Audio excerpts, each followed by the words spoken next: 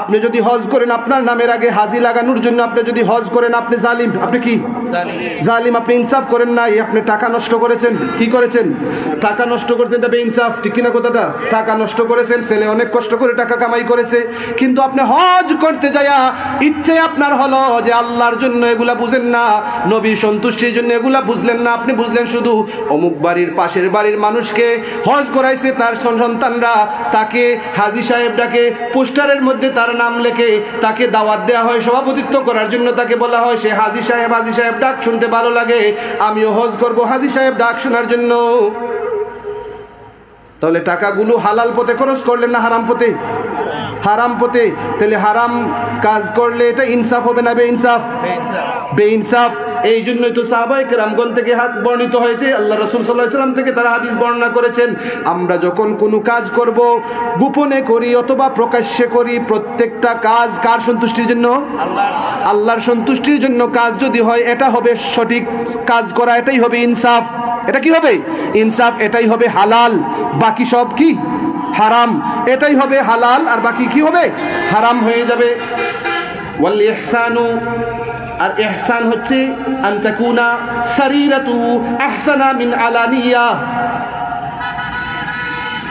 আসল ইহসান যেটা, ইহসান মানে ভালো ব্যবহার, ভালো কাজ যেটা, উত্তম কাজ যেটা, তার মধ্যে ইনসাফের কথা বললাম। আর ইহসান 2 নম্বর আল্লাহ আদেশ দেন যে তোমরা ইহসান করো। ইহসানের মানে হচ্ছে কি? সারিরাতুহু, সারিরাতুহু আহসানা মিন আলানিয়া। প্রকাশ্যে যেই কাজ করবেন, এই কাজ যতটুক ভালো করে করবেন, তার চাইতে গোপনে একা একা আল্লাহর স্মরণ যে করবেন, তা একা একা যখন করবেন আরো বেশি যত্ন নিয়ে করবেন। সুবহানাল্লাহ বলেন।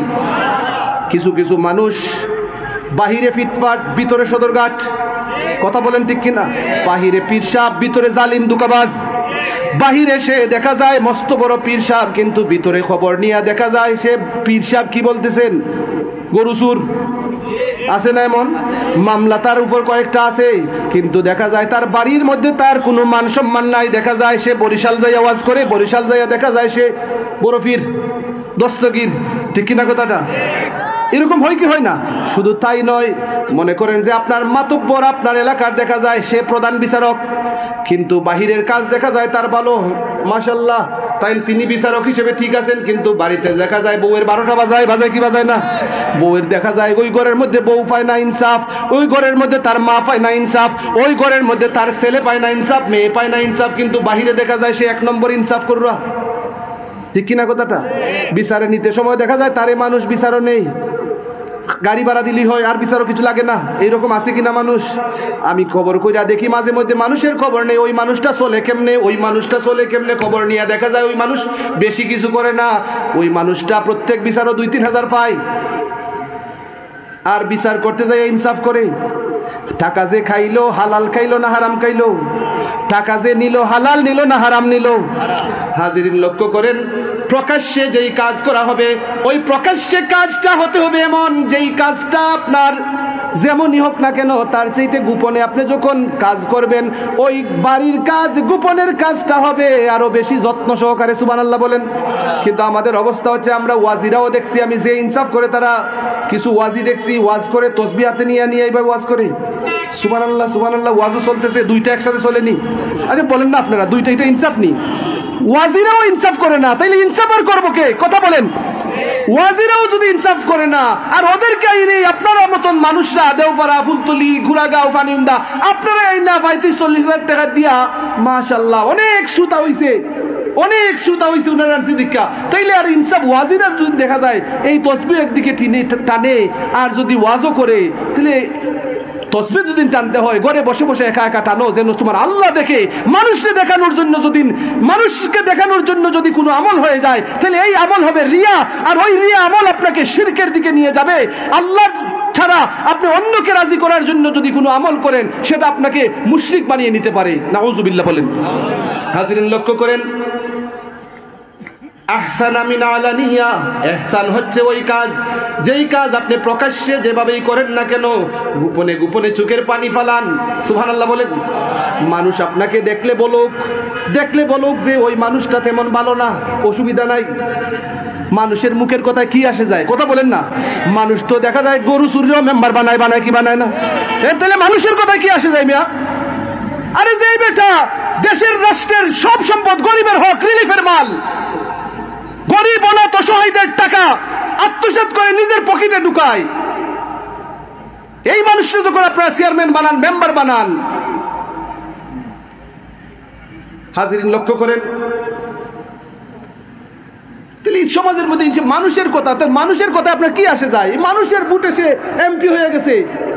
এমপি হলদের অবস্থা এখন দেখতেছেন নি দেশের মধ্যে কি হইতেছে? দেখতেছেন নি? আল্লাহর দ্বারা কিন্তু এত সকাল আল্লাহ ধরেন না। আল্লাহ বলেন যে ছাড়ে দিলাম, আমি ছেড়ে দিলাম, go do whatever you want, I don't care, do whatever you want. ওই যে আলমে আর রুহ থেকে ওয়াদা করে এসেছিলাম আমরা, আল্লাহ ছেড়ে দিয়েছেন রুহগুলো আস্তে আস্তে করে এখন আসতেছে। এই রুহ কিন্তু আমার চেয়ে পাক না কম না, একসাথে আমরা সবাই সুবহানাল্লাহ বলেন না।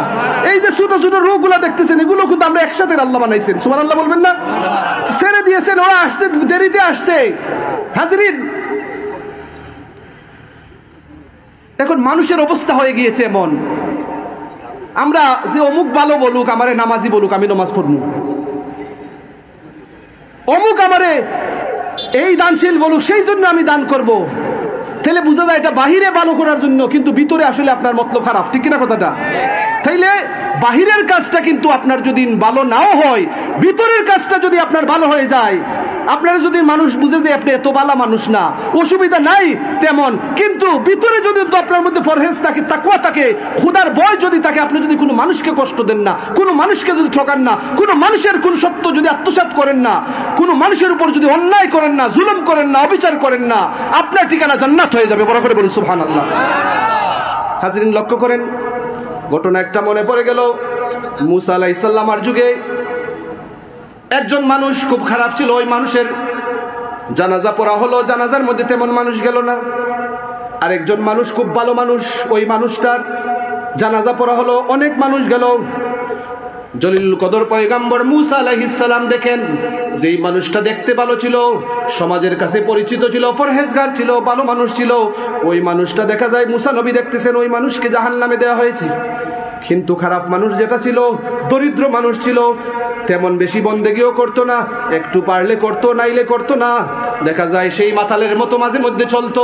কিন্তু এমন অবস্থা হয়েছে, ওই মানুষটা দেখা যায় মুসা নবী দেখতেছেন জান্নাতের মধ্যে। মুসা নবী অবাক হয়ে গেলেন, ব্যাপারটা কি?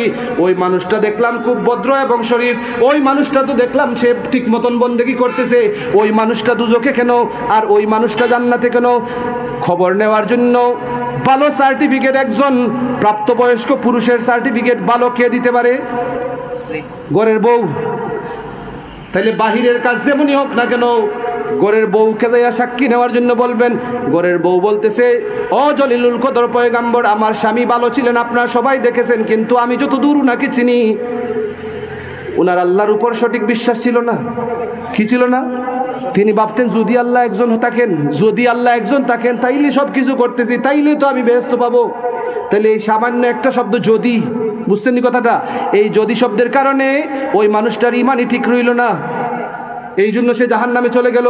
আর আরেকজন মানুষ, ওই মানুষটা দেখতে যখন খারাপ ছিল, তেমন ভালো লোক ছিল না, পরিশ্রমিক ছিল, কষ্ট করত, তেমন ভালো কাজের প্রতি সে তেমন ইনভলভ ছিল না, জড়িত ছিল না। হাজিরিন, ওই মানুষটা যখন মারা গেল, ওই মানুষটা জান্নাতে, ওই মানুষের বউয়ের কাছে মুসা আলাইহিস সালাম গেলেন, খবর নিলেন। খবর নিতে যাইয়া দেখেন মুসা আলাইহিস সালামকে ওই মহিলা বলল, ওগো জলিলুল কদর পয়গম্বর মুসা আলাইহিস সালাম, আমার স্বামী যদিও আপনারা দেখেছেন খারাপ, আমার স্বামী যদিও দেখেছেন তেমন দিনই কাজের সাথে সম্পৃক্ত কি ছিলেন না, কিন্তু আমার স্বামীর একটা অভ্যাস ছিল, আমার স্বামী যখন রাতের বেলা ঘুমাইতেন, কান্নাকাটি করতেন, চোখের পানি ফেলতেন, আর আল্লাহর দরবারে দোয়া করতেন, আল্লাহ আমার মতো দোষী নাই, আমার মতো গুনাহগার নাই, আল্লাহ আমার মতো অপরাধী নাই, আল্লাহ তুমি যদি আমাকে মাফ না করো, আমি মুক্তি পাওয়ার কোনো রাস্তা নাই, আল্লাহ আমি জুলুম করি, আল্লাহ আমি দোষ করেছি, আল্লাহ অপরাধ করেছি, তোমার হুকুম আমি কতবার অমান্য করেছি। ওগো মুসা আলাইহিস সালাম, আমার স্বামী প্রতি রাতে ঘুমানোর সময় শুধু আল্লাহর কাছে কাঁদতেন, কাঁদতে কাঁদতে আমার স্বামীর ঘুম চলে আসতো। মুসা আলাইহিস সালাম বুঝতে পারলেন যে আল্লাহকে সে গোপনে গোপনে সত্যি ভয় করেছে, প্রকাশ্যে হয়তো মানুষের সামনে সে এত ভালো মানুষ ছিল না ঠিক, কিন্তু গোপনে গোপনে মাবুদকে খুশি করার চেষ্টা করেছে।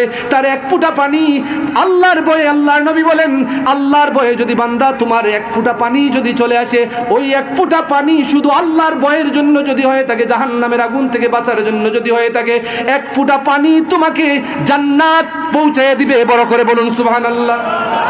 হাজিরিন লক্ষ্য করেন, এক নম্বরে ইনসাফ করা, এটা কার ওয়াজ? আল্লাহর ওয়াজ। কার ওয়াজ? ইয়াইজুকুম, আল্লাহ বলেন ওয়াজ করতেছি তোমাদের কাছে, তোমাদের জন্য, লাআল্লাকুম তাযাক্কারুন, যেন তোমরা এটা থেকে শিক্ষা নিতে পারো। সুবহানাল্লাহ বলেন না। হাজিরিন, এবার ইহসান, 2 নম্বরের ইহসানের কথা বললাম। ওয়া ইতাইযিল কুরবা, ওয়া ইতাইযিল কুরবা, নিকট আত্মীয়দেরকে দান করা। 3 নম্বরের কি? নিকট আত্মীয় স্বজন, গোষ্ঠীর মানুষ, আপনজনদেরকে দান খয়রাত করা। এটা কার হুকুম? দান খয়রাত করা এটা কার হুকুম? আল্লাহর কথা। এখন এই দান খয়রাতের মানেটা কি? টাকা পয়সা অনেকের নাই, সে তো আর দান করার সম্ভব না, তাইলে সেই মানুষটা কেমনে আল্লাহর এই হুকুম পালন করবে? এর তাফসীর কারকগণ বলতেছেন আই ইয়ামুরু বিসিলাতিল আরহাম। জোরে বলুন সুবহানাল্লাহ।